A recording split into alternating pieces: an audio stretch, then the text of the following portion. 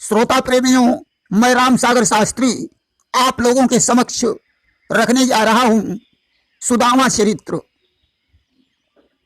कृष्णस्यासीत सखा कश्चिद ब्राह्मणो ब्रह्मवित्तमः विरक्त इंद्रियार्थेषु प्रशांतात्मा जितेन्द्रियः। एक ब्राह्मण भगवान कृष्ण का परम मित्र, ब्रह्मज्ञानी, विषयों से विरक्त, शांत चित्त और जितेंद्रिय था, जिसकी पत्नी का नाम सुशीला था। वो ब्राह्मण और कोई नहीं बल्कि सुदामा जी थे। देखिए, जिस समय भगवान कृष्ण उज्जैन में सांदीपन के यहाँ पढ़ते थे, उस समय सुदामा भी इनके साथ पढ़ते थे। कृष्ण छोटे थे, सुदामा जी बड़े थे।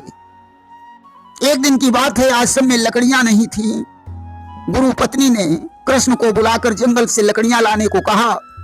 कृष्ण बोले, आप चिंता न करें, मैं सुदामा जी के साथ अभी जंगल से लकड़ियां ला रहा हूं। गुरु पत्नी ने चलते समय सुदामा को बुलाकर कुछ चने दे दिए और कहा, भूख लगने पर तुम दोनों लोग मिलकर चने खा लेना। सुदामा जी ने वो चने चुपचाप रख लिए। अस्तु दोनों लोग जंगल में पहुंचे। कृष्ण पेड़ पर चढ़ गए, सुदामा जी नीचे थे। लकड़ी तोड़कर कृष्ण वृक्ष के नीचे उतरे। माघ का महीना था, सर्दी पड़ रही थी, शाम का समय हो गया, पानी भी बरसने लगा। अब तो दोनों लोग वृक्ष के नीचे खड़े हो गए। सुदामा जी ने चुपचाप चने निकालकर चबना शुरू कर दिया कि मोहन ने कट कट शब्द सुना, बोले दादा क्या खाता है, कुछ हमको भी दे दो भैया, भूखों दम निकला जाता है। कटकट का शब्द सुनकर कृष्ण ने सुदामा से कहा, दादा क्या खा रहे हो, थोड़ा मुझे भी दे दो, बड़ी जोर से भूख लगी है। सुदामा ने कहा, कृष्ण यहाँ खाने को क्या रखा है, बड़ी जोर की सर्दी है, इसलिए सर्दी की वजह से हमारे दांत बज रहे हैं। कि कहने को तो ये कह डाला, पर मन में खटका बना रहा, अंतर्यामी की आंखों से या भेद भला कब छुपा रहा। सुदामा जी झूठ तो बोल गए, परंतु भगवान तो सब कुछ समझ गए। भला भगवान से चोरी कौन कर सकता है। एक कवि ने लिख दिया कि चोरी प्रभु से करके छुपाओगे किस तरह, छुपाओगे किस तरह, अपनी सच्चाई उसको दिखाओगे किस तरह, दिखाओगे किस तरह। दुनिया की दोनों आंखों में तो धूल झोंकते, धूल झोंकते, आंखें हजारों उसकी बचाओगे किस तरह, बचाओगे किस तरह। भगवान की तो हजारों आंखें हैं, उनसे चोरी कैसे कर सकते हो। अंतर्यामी तो सब कुछ समझ गए। उन्होंने मन ही मन सुदामा को श्राप दे दिया कि गुरु से कपट, मित्र से चोरी, और कई हुई निर्धन कई हुई कोढ़ी। गुरु से कपट करने वाला और मित्र से चोरी करने वाला या तो कंगाल होता है या कोढ़ी हो जाता है। इसी श्राप के कारण सुदामा जी कंगाल हो गए और कृष्ण द्वारिकाधीश बन गए। अब तो दिन भर भिक्षा मांगते हैं, परंतु पेट भरने लायक भी भिक्षा नहीं प्राप्त होती है। घर में तवा टूटा है, कठौता फूटा है, सर्दी में ओढ़ने के लिए रजाई भी नहीं है।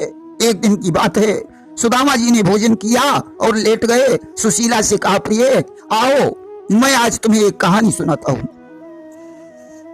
कि भोजन करके एक दिन लेट गए दुजराज, बोले सुनो सुभामिनी नई कहानी आज। आज सुदामा जी ने चनों को चुराकर चबने की कहानी सुशीला को सुनाई और कहा, प्रिय ये भगवान कृष्ण से चोरी करने का ही परिणाम है जो हम भिक्षा मांग रहे हैं। सुशीला ने कहा, नाथ जब द्वारिकाधीश तुम्हारे मित्र हैं तो तुम उनके पास क्यों नहीं चले जाते। अरे जब तुम उनके पास जाओगे तो वे अवश्य ही तुम्हें कुछ न कुछ देंगे। सुदामा ने कहा, प्रिय मुझे मित्र के पास जाकर मांगने में लज्जा आती है। सुशीला ने कहा, नाथ अगर तुम कुछ नहीं मांगना चाहते हो तो कम से कम अपनी चोरी की क्षमा ही मांगाओ।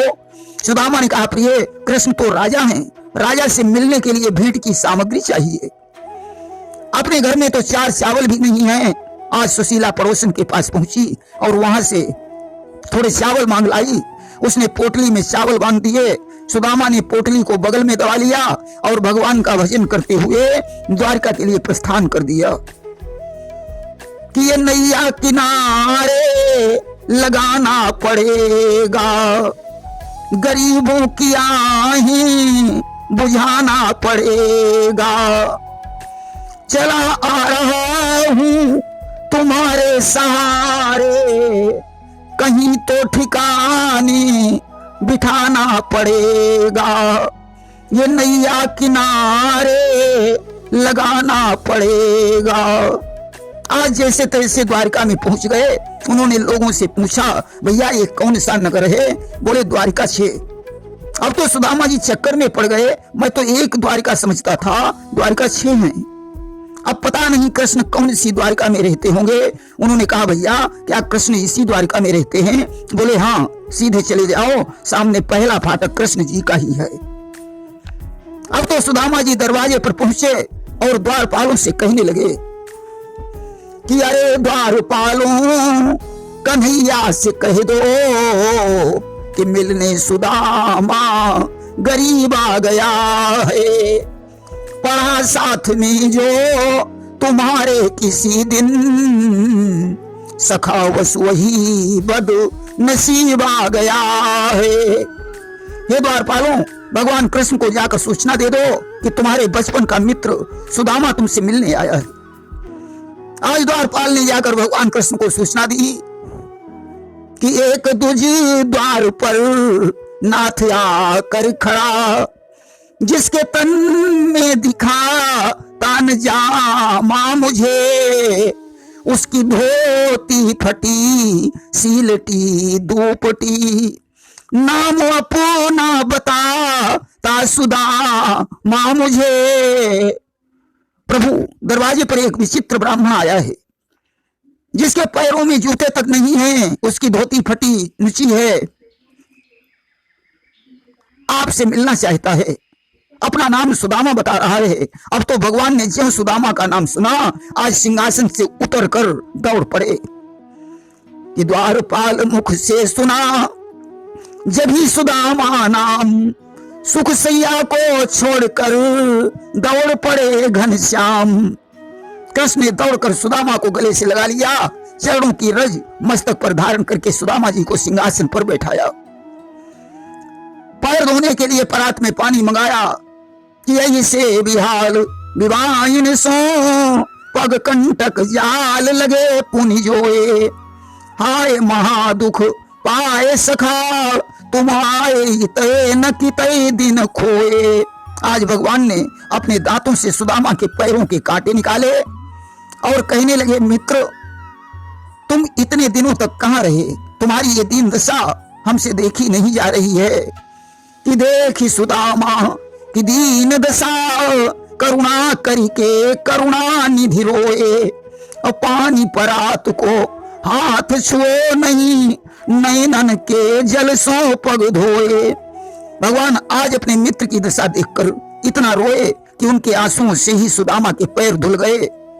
देखिए, मित्र के दुख में जो दुखी नहीं होता है उसे महापाप लगता है। भगवान ने आज अच्छे अच्छे कपड़े पहनाए। रुक्मिणी पूछने लगी, स्वामी ये कौन है? भगवान ने कहा, प्रिय हमारे बड़े भैया हैं। विप्रदेव को 56 प्रकार के भोजन करवाए, रुक्मिणी सहित चरणों की सेवा की। अब भगवान ने सुदामा से कहा कि तुम मुद्दतों से आज बिछड़े हुए मिले, दुर्दिन की हथकड़ी में जकड़े हुए मिले, सोचा था चैन होगा मेरे मित्र के यहाँ, लेकिन दुखों की सिल से रगड़े हुए मिले। मित्र, बड़े दिनों के बाद आज तुम्हें देख रहा हूं, तुम ऐसी मुसीबत में मेरे पास क्यों नहीं आए? सुदामा ने कहा, कन्हैया क्या बताऊं, समय ही नहीं मिल पाया, इस तरह आज रात व्यतीत हो गई। प्रातःकाल सुदामा ने घर जाने की अनुमति मांगी। भगवान कृष्ण ने कहा कि किम पायन मानीतम ब्रह्मन में भवताग्रात। ब्रह्मन, आप अपने घर से मेरे लिए उपहार में क्या लाए हैं? अब तो सुदामा जी ने पोटली को और कसकर दबा लिया। बोले, कन्हैया मेरे घर में रखा ही क्या है जो मैं तुम्हारे लिए लाता। कृष्ण ने हंसकर कहा, दादा तुम चोरी करने में बड़े माहिर हो। हमारी भाभी ने हमारे लिए कुछ भेजा और तुम मुझे देना नहीं चाहते हो। कि कछु भाभी हम का दियो सो तुम काहे न दे, तो चापी पोटली काख में रहे कहो के ही है, तो पोटली बगल में क्यों दबा रहे हो। आज भगवान ने जबरदस्ती पोटली छीन ली। एक मुट्ठी चावल चबकर सुदामा को 1 लोक का राज्य दे दिया, दूसरी मुट्ठी चबाकर 2 लोकों का राज्य दे दिया। अब तो ज्यों तीसरी मुट्ठी भरी, रुक्मिणी ने हाथ पकड़ लिया कि हाथ गए हो प्रभु को कमला, कहे नाथ कहा तुमने चितधारी, और तंदुल खाई मुठी दुई दीन, कियो तुमने दुई लोक बिहारी। और खाई मुठी तीसरी अब नाथ, कहा निज बास की आस बिचारी, और रंग कहीं आप समान कियो, अब आप ही चाहत हो न भिखारी। रुक्मिणी ने कहा, प्रभु तुमने इस भिखारी को 2 लोकों का राज्य दे दिया, अब तीसरी मुट्ठी खाकर क्या स्वयं भिखारी होना चाहते हो। भगवान ने कहा, रुक्मिणी ये तुमने अच्छा नहीं किया। एक भगवान का भक्त इस तरीके से जी रहा है, यह कलंक मुझसे सहा नहीं जाता। कि क्यों रस में विष घोल दियो, और खान न मोहि दियो एक फंका, और लोग कहें हरि नीत दुखी, हमसे यो सहो नहीं जात कलंका। रुक्मिणी ने कहा, प्रभु ब्राह्मणों ने हरिश्चंद्र और नृग जैसे राजाओं का जीना हराम कर दिया। आपके सीने पर ब्राह्मण ने लात मारी, तुम उसे भी भूल गए। भगवान ने कहा, रुक्मिणी मुझसे पहले तुम भूल रही हो।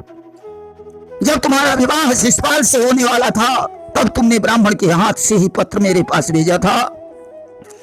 इन ब्राह्मणों की कृपा से अपनी फुलवारी फूली फली है। भगवान आज सुदामा को द्वार तक भेजकर लौट आए। अब सुदामा जी विचार करते हैं, कन्हैया ने मुझे कुछ नहीं दिया। अरे जो गोपियों का माखन चुरा चुरा कर खाता रहा, अगर आज राजा बन गया तो क्या हुआ। मैं तो आता ही नहीं था, सुशीला ने जबरदस्ती भेज दिया। आज क्रोधित होकर सुदामा कृष्ण को श्राप देने लगे कि बालापन के मित्र हो, कहा देव तो ही श्राप, जैसो हरि हम का दियो तैसो ही पावो आप। कृष्ण जैसा तूने मुझे दिया है वैसा ही तुझे प्राप्त होगा। भगवान ने तो सब कुछ दे दिया, सुदामा समझ नहीं पाए। अब तो सुदामा जी अपने घर पहुंचे, वहां सुंदर महल बन गया, सुदामा पुरी बस गई, सुशीला रानी बन गई। अब सुदामा विचार करने लगे, क्या मैं भूल से द्वारिकापुरी में तो नहीं आ गया। यहाँ मेरी टूटी सी झोपड़ी पड़ी हुई थी, उसमें मेरी पत्नी सुशीला रहती थी। मालूम पड़ता है किसी ने मेरी झोपड़ी तोड़ ताड़ कर अपना महल बना लिया और मेरी पत्नी को भी ले गया। हाय कन्हैया, तूने तो मेरा घर ही चौपट कर दिया। कि क्या जाने किसने कहा करी मेरी ब्राह्मणी दीन वाला, इस दुखियारे का अरे कृष्ण क्या घर भी चौपट कर डाला। तब तक सुशीला सोने की थाली में आरती सजाकर सुदामा के पास आई। उसने ज्यों स्वामी कहा, सुदामा भाग खड़े हुए। सुशीला ने कहा, स्वामी ये सब भगवान की कृपा है। कि कहो ब्राह्मणी विप्रते यही कंत निज गेह, श्री यदुपति त्रैलोकपति कीनो प्रगट स्नेह। जैसे तैसे सुदामा को विश्वास हुआ, आज महल में पहुंचे, परंतु फूलों की सेज पर उन्हें नींद नहीं आई। इस तरीके से भगवान ने आज सुदामा ब्राह्मण पर कृपा की। सुदामा इस श्लोक के समस्त सुख भोग कर अंत में परम धाम को चले गए। कि मिलती है जिंदगी में मुसीबत कभी कभी, देती है आदमी को नसीहत कभी कभी।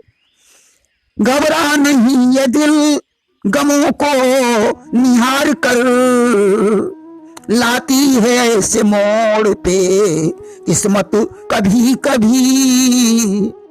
मुमकिन है इसके बाद कोई इम्तिहान हो, सोने को होती आज जरूरत कभी कभी। मिलती है जिंदगी में मुसीबत कभी कभी, देती है आदमी को नसीहत कभी कभी। प्रेम से बोलिए वृंदावन बिहारी लाल की जय।